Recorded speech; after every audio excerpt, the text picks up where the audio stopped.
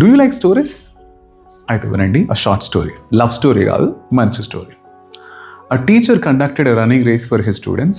ఒక 100 meters దూరంలో ఒక బాస్కెట్ పెట్టి దాంట్లో కొన్ని స్వీట్స్ పెట్టారు. ఎవరైతే ఫస్ట్ రీచ్ అవుతారో that person can have those sweets అని చెప్పగానే ఇమీడియట్గా అందరు స్టూడెంట్స్ లైన్లో నుంచొని they held their hands together and they ran towards the basket. అందరూ కలిసి వెళ్ళి అక్కడున్న స్వీట్స్ అన్నీ షేర్ చేసుకొని they ate happily and they shared equally.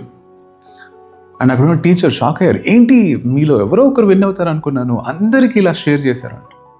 Sir, how can one be happy when others are sad అని ఒక అమ్మాయి చెప్పింది.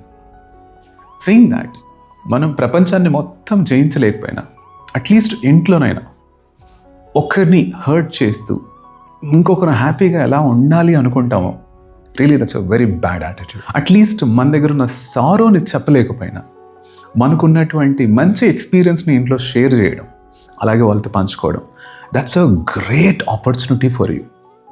బయట ఎన్నో చాలా స్టోరీలు చెప్తాం, మారల్స్ చెప్తాం, చాలా చాలా పెద్ద పెద్ద మాటలు చెప్తాం, కానీ ఇంట్లో వాళ్ళతో మనం at least minimum maintenance of your happiness are maintenance of your experiences share చేయకపోతే, ఇవన్నీ మీరు ఒక మెయింటైన్ చేస్తూ అలా ఉంటాయి, కానీ వాటి నుంచి వచ్చేటువంటి love, affection, care, support, dare ఇవన్నీ మిస్ అయిపోతాయి.